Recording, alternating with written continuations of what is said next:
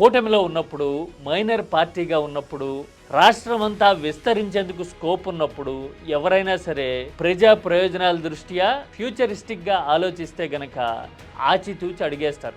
నా అనే మాట రాకుండా చూసుకోవడంతో పాటు స్వలాభం కోసం తాను నిర్ణయాలు చేస్తున్నాను అనే ఫీలర్ ఏ ఒక్కరిలోనూ కలగకుండా జాగ్రత్త పడతారు. ఎందుకంటే ఒకసారి కాలం కలిసొచ్చో పరిస్థితులు అనుకూలించో రాజకీయంగా లాభపడినప్పుడు ఆ శక్తియుక్తులన్నింటినీ ప్రజలకు ఉపయోగపడేలాగా చూడడము, అలాగే భవిష్యత్తులో మరింత బలమైన శక్తిగా ఎదిగేందుకు ట్రై చేయడం అనేది ఉండాలి. కానీ పవన్ కళ్యాణ్ మాత్రం అందుకు భిన్నంగా తన చుట్టూ ఉన్న వాళ్లకో లేదంటే కనుక తనకు లాయలిస్టులుగా ఉన్న వాళ్లకో సాధ్యమైనంత ప్రయోజనం చేసేందుకు అదే తన బాధ్యత అనుకుని అంతవరకే కన్ఫైన్డ్ అయిపోయేందుకు ప్రిపేర్ అయిపోయినట్టుగా కనపడుతోంది ధోరణి చూస్తుంటే.